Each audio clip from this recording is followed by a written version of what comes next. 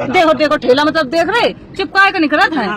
Camera check करवा ले हैं, कुछ चीजें मिली हैं लेकिन आप लोगों का वीडियो में नहीं दिखा सकते हैं। जब केस हुई है तो भी वहाँ काम में आई है। क्यों डरो खून यूं ही तो बस निशान मिल रहा है को बाद बाकी इन पर कहूँ कछू नहीं है। तू दिखो तो हमें वीडियो में पूनम यहाँ जगह डरी है यू दिख रहा है वहाँ। ये भैया हमें मिले हैं जो कह रहे हैं कि हमारे सामने हादसा बहुत तो कहा बहुत हुआ ऐसा हुआ, गाड़ी आ रही थी, आपने देखा? लाइव देखा? काय से बहु है तू ट्रक था, डंपर था? डंपर कुछ नंबर मालूम? नंबर दे भैया नहीं दे। भैया ने बताया तो बिल्कुल क्लियर कि हथो डंपर ही डंपर था लेकिन बहुत ज्यादा अपनी कसम, लोग तो इतने डर गए थे बहुत ज्यादा। डंपर ओवर स्पीड था? हाँ बहुत स्पीड था वो। पक्की बात ना भैया? बिल्कुल भैया भैया क्या झूठ बोले आप? यही बता रहे हम तो जा रहे थे। आप अपना नंबर दे दो।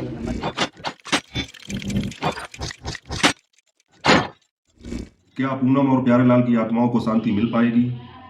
क्या गोरेलाल भाई और उनके परिवार के साथ इंसाफ हो पाएगा?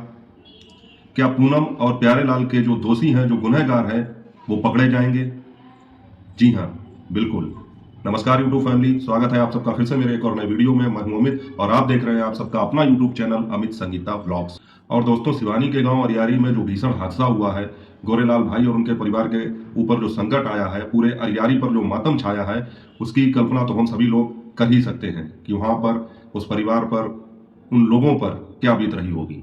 अब सभी लोगों के मन में एक ही चीज चल रही है, जैसा कि सभी लोग जानते हैं कि शुरू से ये बात होती चली आ रही है। सभी के वीडियोस हमने देखे, खासकर शिवानी के जितने वीडियो हैं वो हमने देखे हैं कि ये चीज साबित ही नहीं हो पाई कि वो एक्सीडेंट कैसे हुआ, वो कौन सी गाड़ी थी, कौन सा अज्ञात वाहन था जिससे एक्सीडेंट हुआ है, और अभी तक उसका कोई पता नहीं चल पाया है। तो सभी के मन में ये चीज चल रही थी कि आखिर क्या प्यारेलाल और पूनम की मौत एक रहस्य बनकर रह जाएगी? क्या कभी उनके दोषियों को या उनका जो दोषी है उसको पकड़ा नहीं जाएगा, जो गुनहगार है उसको कोई सजा नहीं मिलेगी? तो हम सभी लोग ये चीज सोच रहे थे और अपने मन में ये दुआ कर रहे थे कि किसी भी तरह से उस दोषी का पता लगे, उस गुनहगार का पता लगे, जिससे पूनम और प्यारेलाल के परिवार के साथ, गोरेलाल भाई के परिवार के साथ, पूरे अरियारी गांव के साथ इंसाफ हो सके। तो दोस्तों, लगता है कि अब वो समय आ चुका है। आज शिवानी का जो वीडियो आया है आप सभी लोगों ने अब तक देख ही लिया होगा। शिवानी ने जो वीडियो बनाया है उसके आधार पर अब हम ये कह सकते हैं कि बहुत जल्द गुनहगार है, जो दोषी है, वो पकड़ा जाएगा। दोस्तों, शिवानी आज उसी स्पॉट पर गई थी, उसी जगह पर गई थी अभिषेक भाई के साथ में जहां पर प्यारेलाल और पूनम का एक्सीडेंट हुआ था। दोस्तों, प्यारेलाल और पूनम का जहां पर एक्सीडेंट हुआ था उस जगह से तकरीबन 800 मीटर पीछे एक टोल नाका पड़ता है। तो सबसे पहले अभिषेक भाई ने उस टोल नाके पर जाकर वहां से सीसीटीवी फुटेज निकलवाई और उसको देखा।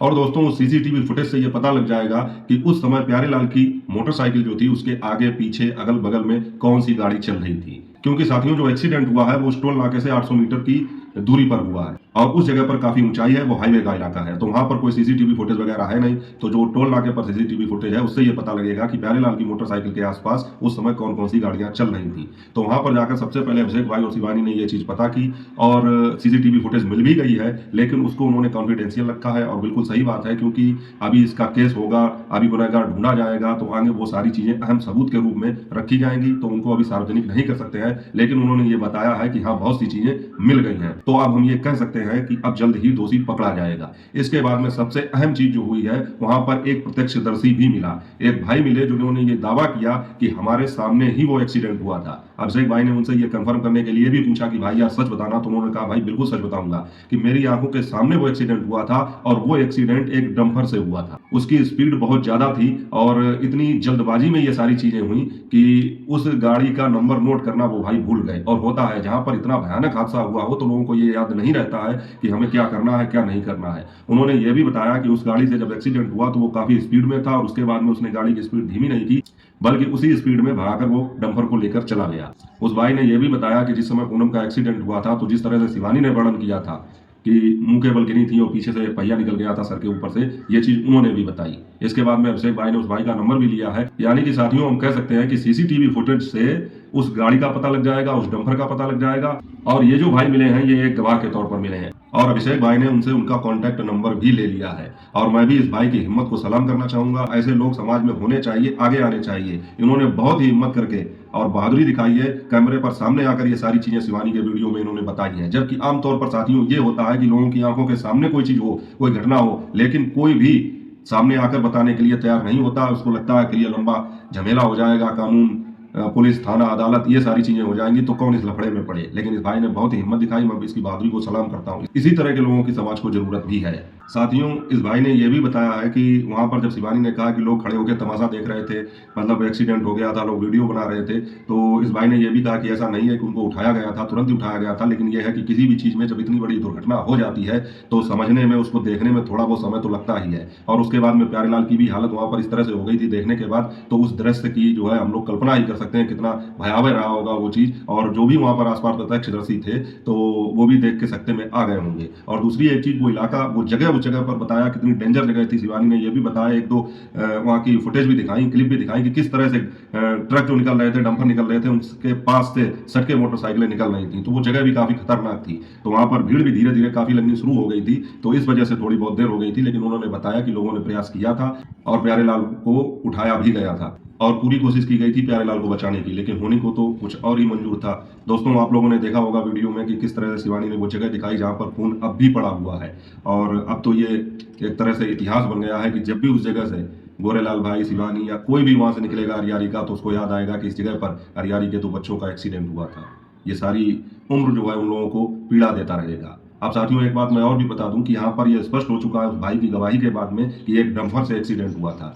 अभी इंस्टाग्राम पर कल मैंने एक वीडियो देखी थी, उसकी भी बात मैं कर लेता हूँ। उसका नाम मुझे याद नहीं है, किसी व्यक्ति का अकाउंट था जो अपने अकाउंट पर ट्रक और गाड़ियों की जो है वीडियो अपलोड करता है। और मतलब मुझे ऐसा लगता है जैसे वो ट्रक ड्राइवरों को सपोर्ट करने के लिए वीडियो बनाता है। लेकिन उस व्यक्ति का एक जो वीडियो आया वो जो है मुझे उसे देखकर काफ़ी मतलब जो है खराब लगा और गुस्सा भी आया। वो ये कह रहा था शिवानी की वीडियो लगाकर, जैसा कि शिवानी ने अपनी पिछली वीडियो में ये बात कही है कि पता नहीं कौन सा ठेला वाला या ट्रक वाला जो है एक्सीडेंट करके चला गया और पता नहीं है कि उसको अभी देखा नहीं गया है, पकड़ा नहीं गया है। तो ये व्यक्ति ये कह रहा था, शिवानी के ऊपर ये इल्जाम लगा रहा था कि शिवानी कुमारी, तुमको कोई हक नहीं बनता है कि किसी ट्रक ड्राइवर को तुम बदनाम करो। तुमको जब यही नहीं पता है कि एक्सीडेंट किससे हुआ है, ट्रक से हुआ है, डंपर से हुआ है, कार से हुआ है या किसी अन्य वाहन से हुआ है या स्वयं ही वो गिर पड़े हैं, तो फिर तुम ये बात कैसे कह सकती हो कि ट्रक ड्राइवर ने एक्सीडेंट किया है। मतलब वो ट्रक ड्राइवरों के हक में आवाज उठा रहा था। मतलब ऐसा लग रहा था जैसे वो ट्रक ड्राइवरों का हिमायती है और शिवानी को ये ब्लेम कर रहा था कि हाँ, तुम ट्रक ड्राइवरों को बदनाम कर रही हो। तो मुझे भी इस चीज पर बहुत ही ज्यादा गुस्सा आया कि भाई, इसमें ट्रक ड्राइवर को बदनाम करने वाली कौन सी बात हो गई और सारे ड्राइवरों को बदनाम करने वाली कौन सी बात हो गई। ये तो पक्की बात थी कि यहाँ एक्सीडेंट हुआ है और शुरू से ही ये बात बताई जा रही थी कि कोई ट्रक या डंपर ही है। लेकिन अगर कोई एक व्यक्ति कोई काम करता है तो उससे सभी लोगों को बदनाम कैसे किया जा सकता है। अब तो आज ये बात साबित भी हो गई है कि हाँ, वो किसी डंपर ने ही किया है। तो अब उस पर ये व्यक्ति क्या बोलेगा, इसके अकाउंट पर जाकर मैं जरूर देखूंगा कि अब इसका मुंह खुलेगा या नहीं खुलेगा। मतलब कोई भी व्यक्ति हो यार, सोशल मीडिया पर अगर उसको एक भी पॉइंट मिलता है शिवानी के खिलाफ बोलने को तो वो जरूर बोलेगा, क्योंकि पता नहीं लोग कितने भरे बैठे हैं, कितना विरोध करते हैं शिवानी का कि कोई भी बात उसके मुंह से निकले और तुरंत उसको पकड़ लेते हैं। भाई, उसने यही तो कहा था कि कोई ठेला वाला या ट्रक जो है एक्सीडेंट करके चला गया, तो इसमें सारे ट्रक ड्राइवरों को बदनाम करने की कौन सी बात हो गई। और फिर आप ये बताइए, जिस तरह से आप बात कर रहे हैं, तो क्या मतलब ये पहली बार हुआ है? शिवानी ने ये पहली बार कहा कि ट्रक से एक्सीडेंट होते नहीं है। मैं ये नहीं कहूंगा कि कोई ट्रक वाले जबरदस्ती एक्सीडेंट कर देते हैं या जो है कोई भी व्यक्ति ये चाहता होगा कि हमारे हाथों किसी की मृत्यु हो जाए या हमसे किसी का एक्सीडेंट हो जाए, ये चीज कोई नहीं चाहेगा। लेकिन फिर भी क्या एक्सीडेंट होते नहीं है ट्रक से या ठेले से? जो इस तरह से तुमने केवल शिवानी के ऊपर ही इल्जाम लगाना चालू कर दिया कि नहीं, सारे ट्रक ड्राइवरों को बदनाम कर दिया। अब ये चीज तो सभी को पता है कि कोई एक गाड़ी ही पूनम और प्यारेलाल का एक्सीडेंट करके गई थी। शिवानी ने ये तो नहीं कहा था कि बहुत सारे ट्रक ड्राइवर या बहुत सारे ठेले वाले जो एक्सीडेंट करके चले गए। तो इसमें सारे ट्रक ड्राइवर कहां से बदनाम हो गए?